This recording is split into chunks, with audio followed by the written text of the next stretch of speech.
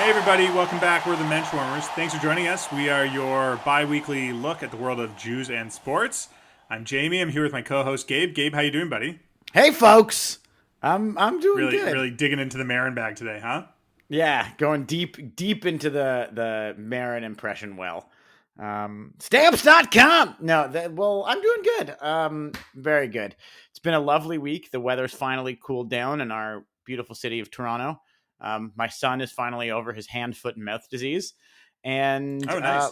Everything's good, and life seems to be pretty good. It's a huge time in Jewish sports. Got a banger of an episode for you people today, especially those who are interested in the beautiful game of golf. We've sort of hitting the crowd with two straight golf episodes in a row, but we'll try and diversify the content of this episode too. Don't worry.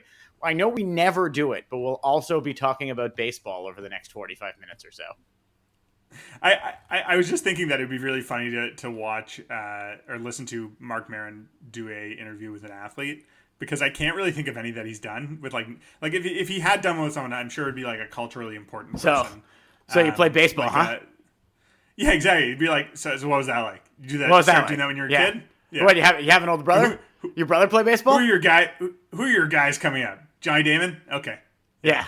You got any tapes? Got any of the games on tape? I used to tape the games. Love tapes.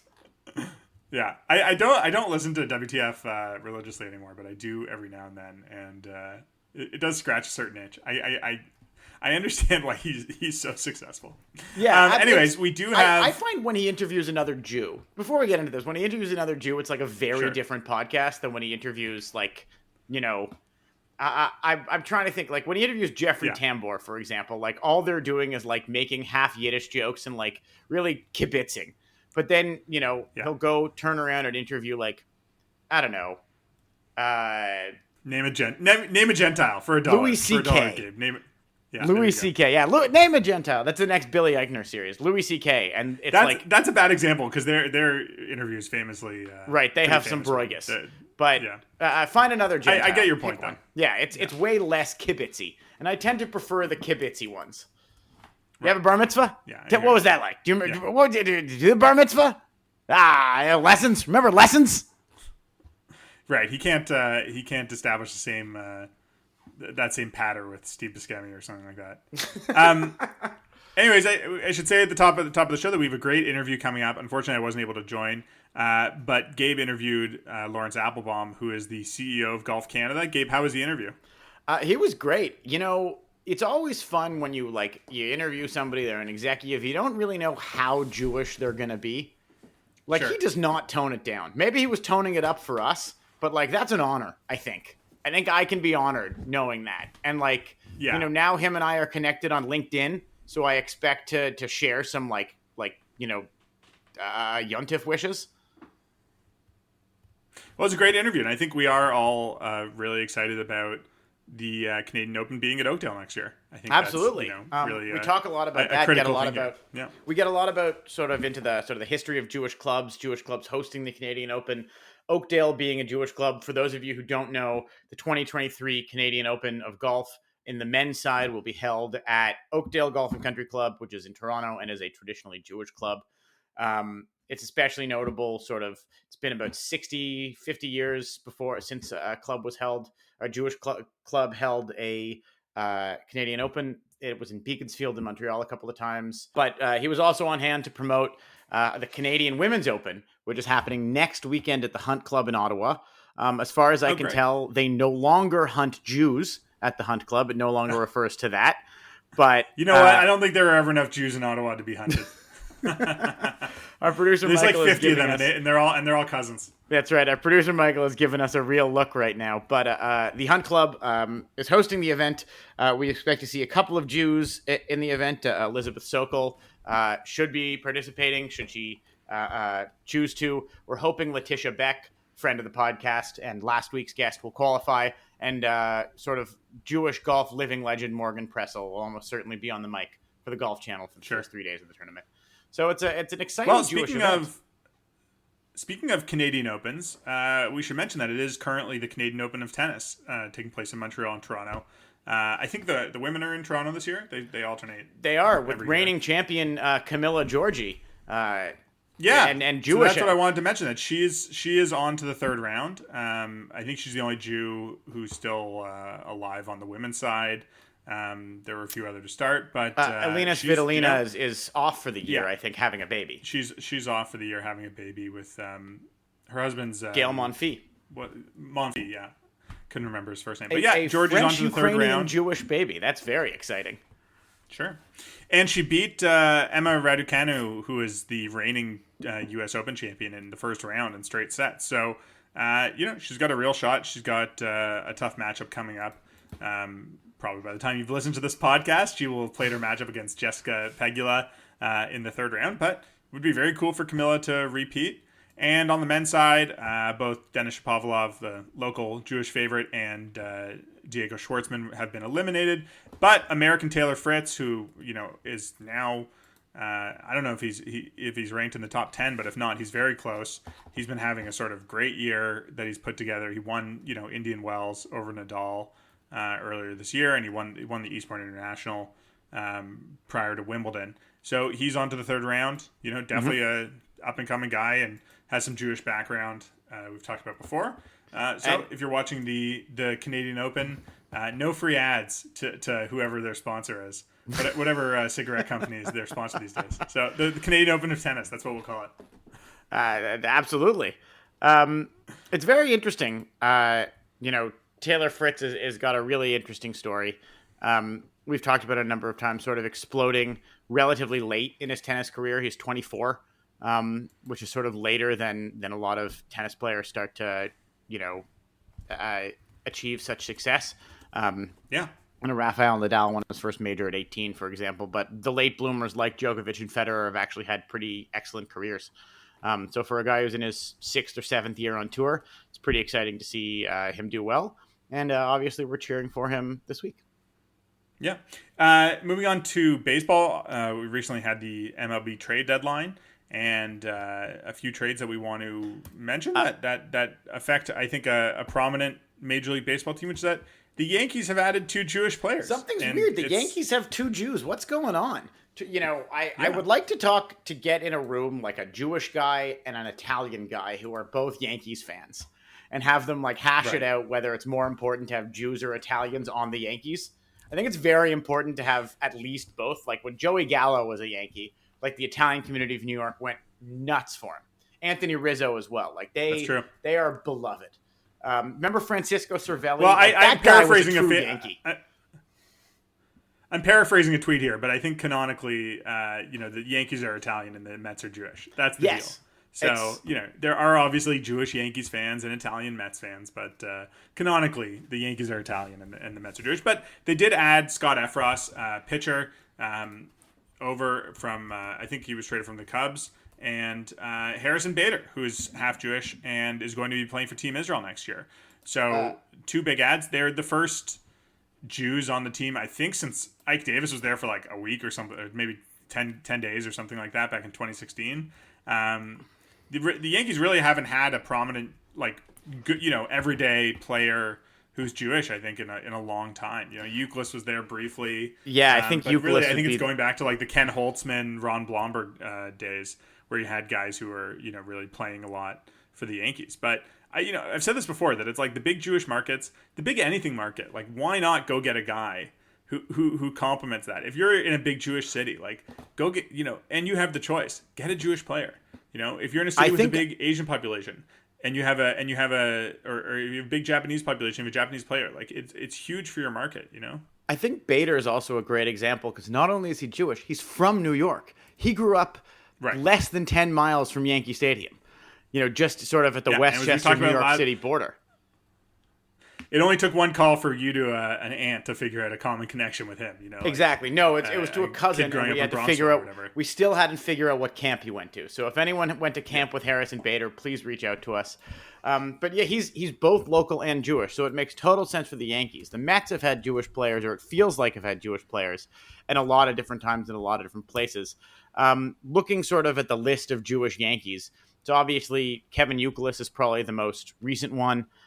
Most famously, Ron Blomberg is a really, really big one. Yep. Very famous Jewish Yankee. There's debate over whether or not Ralph Branca had Jewish heritage, but he was a famous Yankee. And Bob Melvin and Ken Holtzman are sort of the other notable Jewish Yankees. Bob Melvin obviously still in the league, managing the Padres. And Ken Holtzman, sort of one of the greatest Yankees of all time, one of the most famous Yankees of all time. I don't know about that, given the long list of Yankees, but oh no, but I mean, for them for a few years. Holtzman, what did he throw? 3-4 no hitters? Like, he was a famous guy, and obviously he was a Cub for a lot longer than he was anything else.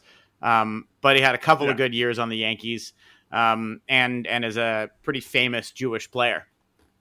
I know, it's true. There's a lot of famous Yankees. There's a lot of famous Yankees. I think most of Holtzman's stuff was with was when he was younger with the A's. But anyways, that's pretty good. In terms of Jewish debuts, we should mention that Miami Marlins pitcher Jake Fishman was briefly called up to the majors. Do you think they drafted him because his name was Fishman? So he was drafted by the Jays. Actually, they traded him over. I can't remember what depressing deal that was. That must have been the Simber. No, he was a Rule 5 pick actually. But yeah, Fishman on the Marlins, very funny. Pitched 3 innings. Pitched 3 and a third. Gave up a run to the Jays when they played a few weeks ago, and I believe was sent back down. So yeah, that's it for him. But I'm sure he'll be back up. He's a guy who should have some career. Sorry, he didn't pitch against the Jays. He pitched against the Mets when he came up. But welcome to the big leagues for him. And absolutely. Yeah, any other a full day in the majors, which is exciting. He did play for Team Israel 2020 in Tokyo. I think we'd expect to see him at least likely in he was on the 2017 World Baseball Classic. Classic has a good relationship with Israel, good relationship with former coach Jerry Weinstein and Nate Fish. So I think we'd sort of expect to see him, if not necessarily on the roster at the World Baseball Classic, involved with the team in somehow. Yeah, I would think he'll probably be on the roster, which is really shaping out. I mean, I think they've got some major league talent that's confirmed. It's Bader and Peterson especially, being the backbone of the team, and obviously it's something we're going to cover a lot in the spring. Any other baseball news in terms of goings on, famous retired players or anything like that? I think so. It's interesting you bring that in. There's sort of a notable jackass, Lenny Dykstra, or should we say convicted felon and former Met, Lenny Dykstra, seemed to sort of decide to go scorched earth on all of his former Mets fans, who with sort of a tweet about Donald Trump. We don't like to be particularly political on the show, even though I think we all sort of agree that, like, generally Donald Trump is bad for society. But Lenny Dykstra, who, by the way, is extremely online. I mean, like, he has tweeted tens of thousands of times. Real MAGA chud. Every single day, and absolutely loves MAGA. Just constantly. Like, all the time, considerably,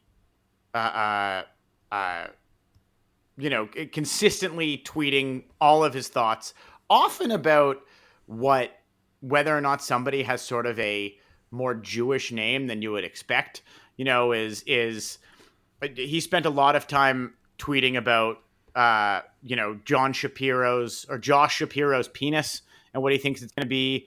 By the way, in the last hour, for example, as we're recording this, he's tweeting that Jon Stewart's real name is Leibowitz. Always important for him to remember that. About Chuck Schumer, and that he looks Jewish, et cetera, et cetera.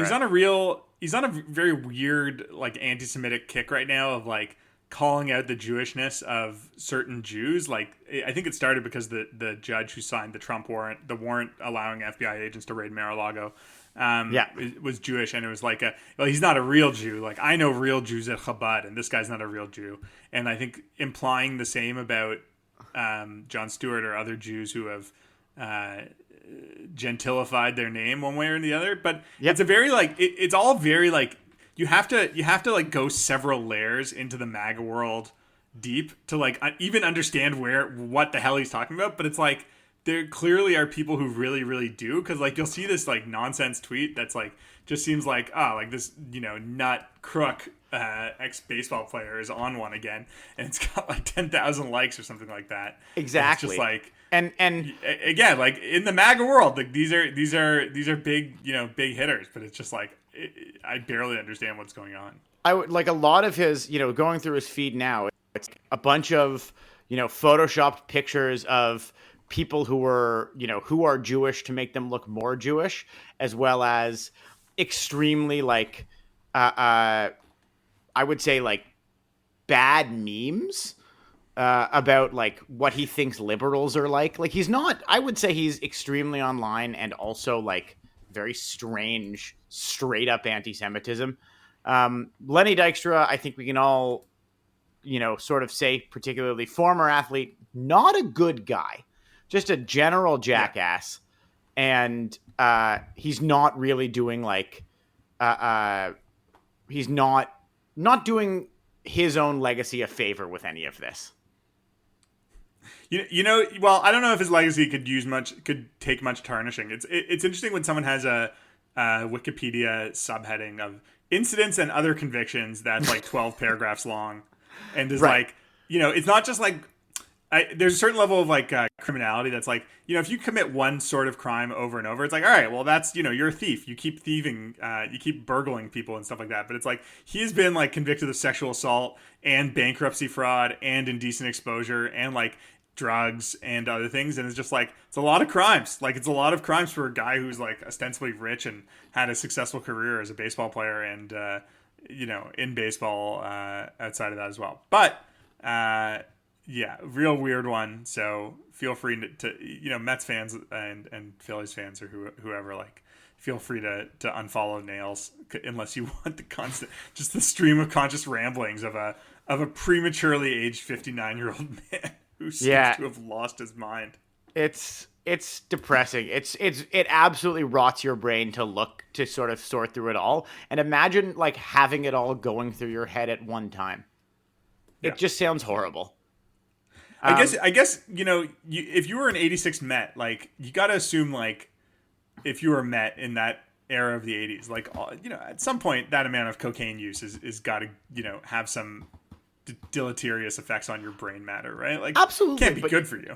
You really hope the, like, as you said, the deleterious effects on your brain, like, turn you into sort of like a charming goofball, like Keith Hernandez. And like, certainly he's had his history of misogyny and problematic statements, but I would say he's still miles ahead of Lenny Dykstra in terms of like palatability and spending time with them. Or similarly, you could turn into like a huggable weirdo like John Gibbons. It really is interesting how much like that team, like there are some guys who did not do well afterwards. I mean, Gary Carter passed away, obviously. I don't know what his health was like prior to that. Darryl Strawberry, obviously, had real drug issues, and Dwight Gooden, same thing. Dwight Gooden as well. These are guys who, really suffered from like, I don't know what they did then. Anyways, that's a bit of a tangent. Don't need to talk about the drug problems of the 86 Mets. You know what? If you want to still... There's definitely a Jeff Pearlman book about it. Yeah. If there is, we could talk to Jeff about it at any time. I'd love to hear his thoughts, Jeff, if you're listening, about what Lenny Dykstra is really like. But if you are interested in hearing more about the 86 Mets, you could listen to any Mets game on TV at any time and just hang out with Keith Hernandez and Ron Darling, because all they do is sit and talk about the days. It's great. That's of that team. You've got your John Gibbons and your Ron Darlings up here, and then Lenny Dykstra at the bottom. Before enough about this asshole. Before we throw to the interview, I just wanted to mention it was Sue Bird's last regular season game recently. Last regular season home game. As of this recording, I think there's 2 games left. The playoffs will start on this coming Monday. So the playoffs are about a week away from when we're taping this. So we wish the Storm well, and we wish Sue well. Obviously, they have a bit of an uphill climb, but they're if not, they're not the favorites, but they're definitely in contention. Yeah, I think they're roughly, the 4th or 5th. The leading team is Chicago, and Seattle actually killed Chicago last night, and like what many are thinking could be a finals matchup, a finals preview. Right. Though, as we talked to Larry Stone a couple of weeks ago, the Storm are all in, signing Tina Charles for the stretch run, hoping to really take advantage of this last, Bird's last season and send her off properly. But Color This Podcast, you can put us sort of firmly in the camp and the supporters of the Sue Bird statue in Seattle area. I don't think Seattle has any. Pardon? I don't think Seattle has any statues yet. Maybe Ken Griffey Jr. will be coming soon. Ichiro as well. But when those happen, we expect to see Sue Bird outside what is now the Amazon Climate Pledge Arena. The old Key Arena. It'll always be Key Arena to me.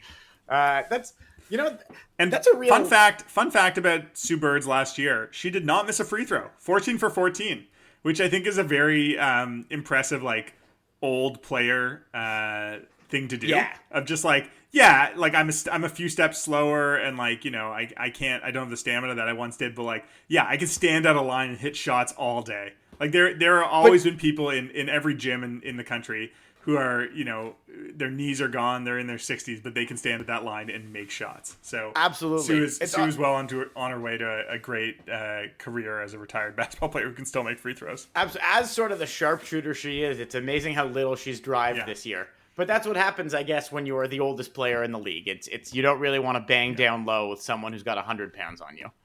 Exactly. But that said, that's what Breanna Stewart is for.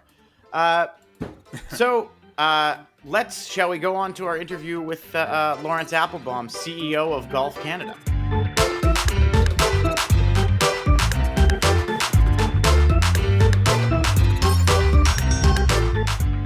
So we're here with Golf Canada CEO Laurence Applebaum. Laurence, thanks for coming.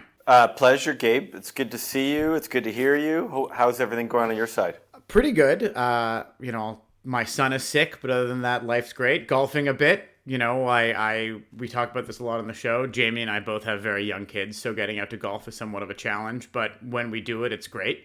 And we're thrilled to have you on the show. Lots of Jewish stuff to talk about. And this is probably your first interview this week, I would assume, that isn't about Brooke Henderson. True. And I have to add my young children to the discussion. I have big kids and I have a young kid. So I have 19 and 17. Wow. And then I also have almost 2-year-old. So there you go. Is the 2-year-old the best golfer out of the three of them?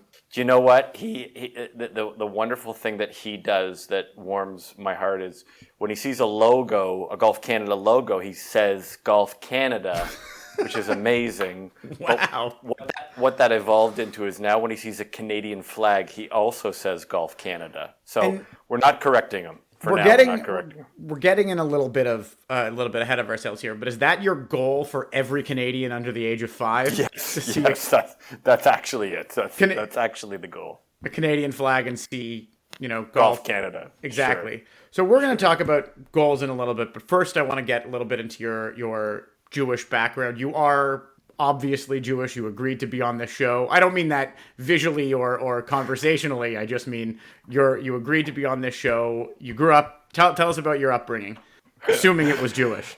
I'm still getting over the visually being Jewish comment. Yes, I grew up on the North York Scarborough border of Toronto. I went to Associated Hebrew School. Wow. Which I think still exists today. I'm not so sure. I think multiple campuses may not be the case. Maybe not. But you went to Associated. Wow. Yes, and I had a wonderful bar mitzvah at the Pride of Israel, and I went to an amazing mostly Jewish camp called Camp Northland B'nai B'rith. Oh yeah. Played in the Maccabiah youth games twice. You did. That is not a normal thing on my bio that I talk about, but there you go. So there are the Jewish highlights. And I know. We can get to this. You were a tennis guy for the first X years of your career. Were you at the games for tennis or for golf? I was actually at neither. I was at the games for softball, for men's fast pitch softball, and I've been really lucky. I've been sort of involved in sports my whole life, as a player, more as a trainer and a coach, and then in the last few decades as on the administration or the business side, and it's been awesome. I mean, it's been awesome to see, in particular, the moment we're having with golf, and I guess people in general getting back to playing the sports they love, whatever that may be. So, yeah. It's a nice time. I mean, golf's obviously having quite a pretty serious renaissance, both, spectator-wise and playing-wise. It's, at least for me in the last 2 years, it's become a lot harder to get a tee time, which I assume you are thrilled about, but me, it's a slight annoyance. Yeah. No, it's really neat. If you sort of look back a little bit, 2017 and 2018, golf was starting to make some momentum and growth, and it was gradual. In 19, it started to be real. We had an amazing RBC Canadian Open with Rory McIlroy as a champion. The sport was in great shape, and then when COVID happened, obviously some surprises in terms of the lack of options that people had, and obviously the golf as a sport or an activity lending itself pretty well to being very safe for people to do. It exploded. I apologize about the tee times. We want people to be the sport to be accessible, and I would give a big shout out to all the operators, owners of golf clubs across the country and around the world who are trying to do their best to continue to make golf a choice for people's recreational activities. So, well, that's something I sort of want to get to and ask about your mandate a little bit. This comes up and it's relevant to us, as Jewish people, as we know. Next year, the 2023, I should say, Canadian Open on the men's side is being held at Oakdale, a traditionally Jewish club. I want to know, I have a couple of questions about that decision. First of all, did it matter to you that it was a Jewish club? Were there sort of discussions over its ethnic group? The Jewish Country Club is sort of a big Jewish cultural thing, but not necessarily a cultural thing in the wider word of golf. Does that, as we try and make the game more inclusive, is that a thing that occurs to you guys? Well, I think it's an interesting question. There's a lot to unpack there. First of all, is when it comes to our site strategy for the RBC Canadian Open, and we also host an LPGA Tour event called the CP Women's Open. Absolutely. Which I should give a shout out to our friends in Ottawa. I know you have a huge listener base from the Ottawa region as well. We do, thank you. We'll be at the Ottawa Hunt and Country Club third week of August to host Brooke Henderson and the amazing LPGA stars. And hopefully also including Letitia Beck, who absolutely. I know has been a very renowned guest on your show. A friend of the show. So I'll tell you this, that we have a long-term site strategy. We're looking at amazing world-class venues for both the events. When it comes to the RBC Canadian Open, we're largely based in the GTA HA, the Greater Toronto area and Hamilton area. And we've been on a hunt for a few more additions to that rota. And Oakdale was a property that came to us. The management and board actually approached Golf Canada and said, we think it's probably worth, we'd love to invite you out and take a look. And me personally, I had been to Oakdale many times, mostly occasionally to play, but on the tennis side, on to play on the golf side, but also I knew it on the tennis side. And I was amazed. We were amazed. This 27-hole gem. They were in the middle of a clubhouse renovation that has been exquisite. A great palette for everything we need to do inside the ropes, and then also to be able to build the exceptional experience with our partners at RBC and PGA Tour for music, for food, for entertainment, for engagement, for fun. And so, along with the Oakdale Country Club, we will be presenting a golf course that no one has ever played, which is a composite course of the amazing 27 holes. We have built an 18-hole composite course, which is a mixture of the 3 nines. And it will be an amazing experience for the PGA Tour players to play. We've played it already in a couple of qualifying and testing formats, but we're going to continue to work with the club and the PGA Tour to make it an exceptional test. So a fantastic location. And to be quite honest, the ethnicity or the heritage or the makeup was not at the top of the selection list or really factored into the equation for where we were going. I just asked because that's a fabulous explanation. It's just interesting, to me and to other Jews. There really aren't, there's probably more clubs that the PGA Tour plays that were restricted to Jews, in the last 20, 30 years. You think about the 1990 PGA Championship is a great example. That's, I think, the last major to be held at a course that was currently restricted. And that's only 30 years ago. There are clubs in Toronto that were restricted in my lifetime. And still probably de facto some are.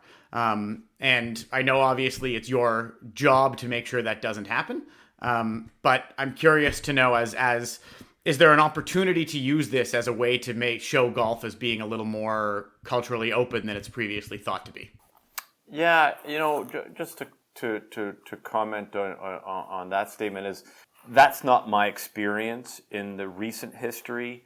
I think certainly historically there have been some situations that had some restrictions and things that from the history of sport and clubs that is not something that we could support in any way. But what I'm really happy about seeing is the recent history and the go forward from so many of the places that we are engaged with and partner with. The openness, the inclusivity, the change that you speak of is really palpable. And I will tell you that it's definitely a source of pride for Oakdale and places like we just had it at St. George's in Islington, where they welcome the world to their club. So the broadcast reach is about 1 billion person audience that the PGA Tour event will get broadcast to around the world. That's not to say there's 1 billion person audience watching it, tuning in, but that's the capacity. And that's the amazing part of the PGA Tour. They're on every major platform. They're around the world. And I was very lucky to recently be at, we're at the British Open, and I could not go 5 minutes without someone in the international golf community stopping me and going, oh, by the way, I just wanted to tell you, the RBC Canadian Open was unbelievable, was so special, amazing champion, and they just thought the golf course looked immaculate on TV. And that's exactly what we're hoping for from Oakdale, is that people will find out about this gem in the heart of Toronto that a lot of people don't know about, Gabe. So that's something I noticed during the Canadian Open broadcast. I was there for a couple of days, and then Sunday I watched from home. Something I noticed about the broadcast is that, even Nance and Faldo and all of those, the big American guys were talking about, one, how conveniently located the golf course was, and two, how much the players were all surprised by how much they liked it. It was great really, to hear. I felt the same way. I mean, what's kind of neat about St. George's is if you're looking out east from the clubhouse, you got the Toronto skyline in the back. Yeah. And so when you're looking down one, or you're looking from the T of 18 back towards the T, you can see the CN Tower and you see the skyline. It's amazing. Being centrally located for the players, Toronto's a world-class city, as you well know, and so they're happy to take in all the amazing parts of Toronto, and they'll also have that next year in Oakdale.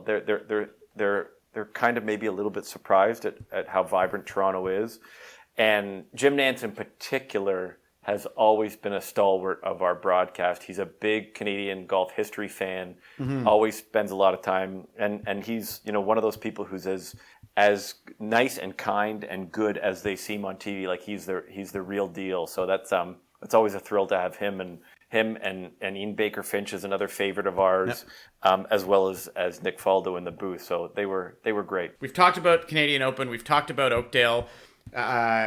This Oakdale's actually, just so you know, not the first Jewish club to host the Canadian Open. I think there's been one at Beaconsfield back in the day, and at I think it's called Pine Grove in Montreal has hosted a few.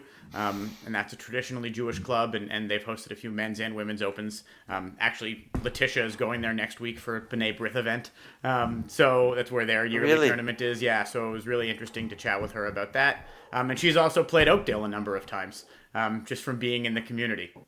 That's amazing. You know, my outlook is, and we've talked with the membership has been awesome at Oakdale, but we've also just talked about it being an awesome golf club and an awesome golf course rather than being a traditionally Jewish golf course. And I think maybe that's kind of the development that we have about being a really inclusive organization in sport is making that jump. What I think is really of merit to share with you is that what Oakdale does in the community is nothing short of incredible. The scholarship program, the engagement with the local community in support of initiatives, projects, investment, I think is really, really worth mentioning. And there will be a legacy that the club leaves with regards to First Tee. And so First Tee is a program where we use golf as a medium for life skills. And we did it in Hamilton, we did it in St. George's, is that we end up leaving a legacy of a First Tee hub center. And already Oakdale is participating in this First Tee program for Oakdale and that whole area surrounding the golf club. So they're definitely a club that significantly contributes to the community life. It's interesting you say that. Traditionally, if you research a little bit, and we have done for this podcast because we talk about it a lot, sort of the history of Jewish country clubs, almost all of them have some sort of community impact as part of their founding charter. Usually it was sponsored by the JNF. You know, when they were started, a lot of them in the 30s and 40s, they had a close relationship with the Jewish National Fund of whatever country they had. This is probably not foreign to you, but, tzedakah is obviously a very common Jewish value. And it seems that, like Oakdale, a lot of the clubs are actually following through on that. So it's really good to hear that, both from you and sort of out in the public, because it doesn't seem like a thing that you'd hear about a lot during the Open. So I appreciate you saying that. I don't need to take up that much more of your time. You've been really generous so far, but I have a few last questions for you. You come from tennis. That was your background before. And there's two sort of main Jewish tennis superstars on the women's tour, which came from before. Alina Svitolina, who's currently away. She's having a baby. And Camilla Giorgi, who's our local reigning champion. Are there any other? You're blowing my mind, Gabe. You're really? These are things that I did not know. You didn't know they were Jewish. So the interesting thing is, Svitlina is a very special player. As you mentioned, I did not know that. And Camilla Giorgi is the shocker of this time together because Camilla was as a young Italian player hit the ball differently, moved differently. Her father is a well-known character, as well as he's a pretty heavy presence, physically as well. But I would say I did not know that. And maybe I have to drag this conversation back to golf because I tried to do a little research for you. Yeah, please. It's one of my personal goals to have Max Homa playing next year at Oakdale. Absolutely. And luckily we know some common friends, so we're in contact with his team because I think Max Homa raising the trophy. Max has become one of the young stars of the PGA Tour. I still would love to see Rory three-peat. But if I can't have Rory or a Canadian, Max is number three. then Max is definitely in the conversation. We've actually talked to Max on this show. This was a while ago at the 2020 Waste Management Open before COVID shut everything down. And he cares. He knows that being a Jewish athlete is a unique thing. The first thing he said to us was, there's not very many of us. About being a Jewish pro athlete. So actually, Max would be great. Jonathan Kay was at the tournament this year. He's sort of a veteran of the Jewish golf scene, at least. Ben Silverman, don't forget our Canadian Ben. So I actually grew up with Ben. I think he's a really good guy. And seriously, I met him when I was 12 years old. It used to be the Mandarin Country Club. Sure. But it is now Upper Unionville Public. Our families both played there. So it's wild to see him up and at him, and I hope he is. And again, he's great. My dad knows him a lot better than I do, and my dad knows his dad as well. And there's a couple of Jews that will hopefully see at the Women's Open. Elizabeth Sokol, I think she's a rookie on the LPGA Tour, who has had some decent results and should be qualifying. Letitia as well, if she can make it. And I think Morgan Pressel is likely to be in the booth, at least for the Golf Channel, first couple of days of the broadcast. Well, I have to do better homework and better reference and checks because you're telling me a few things that I should know, and now I do. So thank you very much. I think this is the beauty of your program, right? It's entertaining and educating. That's the goal. I think as a Jewish person, you'd appreciate this. There's no Jewish people can talk forever about who's Jewish, and they always can. Which actually leads me to my next question. Growing up in Toronto, following tennis, golf, baseball especially, were there any Jewish athletes that you spent your whole life following? Interesting question. I was a big Blue Jays fan, so it always was a dinner conversation with my dad about Sean Green. Yeah. That was a big one. And a lot of people didn't know that Dave Stieb was Jewish. Dave Stieb is Jewish? No, I'm just joking. He's not. But I just thought I'd throw that in there. You tried to get one back on me from after Camilla Giorgi. No, it's great. It's great to see that. And I would also tell you that what's really neat in the Toronto scene, and is probably someone that you should maybe consider having on your show, is the tournament. The co-tournament director, and really his role is he's the senior vice president of events at Tennis Canada, is a guy by the name of Gavin Ziv. That sounds Jewish. Gavin happens to be Jewish. He's a board member or board of director of the WTA. Mm-hmm. He's been running the major events for Tennis Canada, and he just competed at the Maccabi Senior Games in Israel, which is really in softball. So there's a lot of people doing good things inside the ropes and outside the ropes. That means he won a silver medal. I don't know if you spoke to him. Did they win a silver? They won a silver. I hadn't. Yeah. Do you know who won the gold? I assume America. Yeah. Yes. But yeah, there's been a few. We had a number of Maccabi athletes on the show in the last few weeks, specifically of hockey. And both hockey teams won gold, men's and women's. I think all of them. That's amazing. Won gold. But that's great to know. We absolutely should have Gavin on. So I've taken up enough of your day. It's Friday. It's a long weekend. I just wanted to ask now, where are you going next week? And are you golfing? So next week I am taking some holiday time with the family. We'll be in the great province of New Brunswick, where my in-laws are, and it's a wonderful spot, little known secret spot near a place called St. Andrews by the sea. Yeah, I've never heard of that golf course before.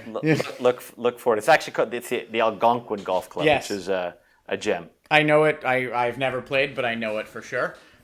Great. And then before we go, what's your favorite course in Canada and in the world? If there's one place you should say, public or private, private maybe less so unless you have some sort of way to get one lucky listener, but we can talk about that another time. If there was a public course, your favorite place in the country, what would it be? Me picking favorite golf courses in Canada is not a very popular thing. That's a good point. You get more people upset than you do. I would tell you that I'll take the global angle that you kind of led me to. There's a place in Scotland called Western Gales. And most people know the British Open rotation courses, the Royal Troons, the Turnberries, the St. Andrews.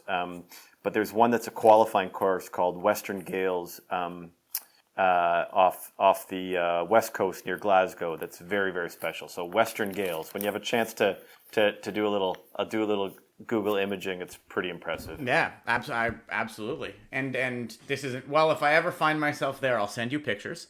And we could discuss, green courses and stuff like that. And it's okay. If you want to just blink Cabot in Morse code, I understand that as well. Yeah, good. Well, Cabot's pretty great spot. Yes. Okay. Well, thank you very much. Have a wonderful long weekend. Most people, I don't know if it was recording, Laurence has offered to play golf with me. I'm putting that on the air now. So when it happens, I will let everyone know how it goes. Great. Thanks for your time, Gabe.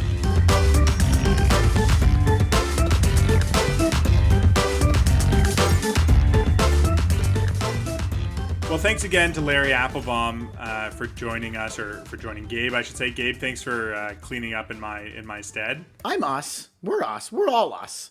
We're us. Yeah. We're the general us. I have another baby coming in about 6 weeks, so what? You all can look forward to some more. It's first you're hearing about it. So you guys might have another Gabe-centric pod coming up in a little bit. And I should say, obviously incredibly pleased to have Larry Applebaum on the podcast. And I think it makes us one step closer to having Larry Tannenbaum on the podcast. Just, in terms of name similarity, we've always tried to manifest having Larry Tannenbaum on, owner of the Toronto Raptors, and, Toronto sports royalty. So, this is just one step closer. If we get a different Tannenbaum on, then we're three quarters of the way there. Maybe we could get sort of Larry Applebaum and my distant uncle David Tannenbaum together on one show, sure, and then sort of convince them. But no, Laurence, he was a great guest. Great to chat with him sort of about the history of Jewish golf in Toronto and in Canada, about golf in general, some Jewish guys on tour. And, his background going to Associated. One other, this is sort of a Jewish thing. I think he might be a Camp Walden guy. We didn't get so deep into that, but that could have been something you could talk about with him in the future, James. Yeah, of course. Anyways, until next time, thanks everybody for joining us. As always, we're put out by the Canadian Jewish News. Our producer is Michael Freeman. You can always find our articles, our podcast show pages on the Canadian Jewish News' website, the cjn.ca. And the best way to get in touch with us, follow us for all the goings-on in Jewish sports, is to follow our Twitter page at Menschwarmers. Until next time, we'll see you later.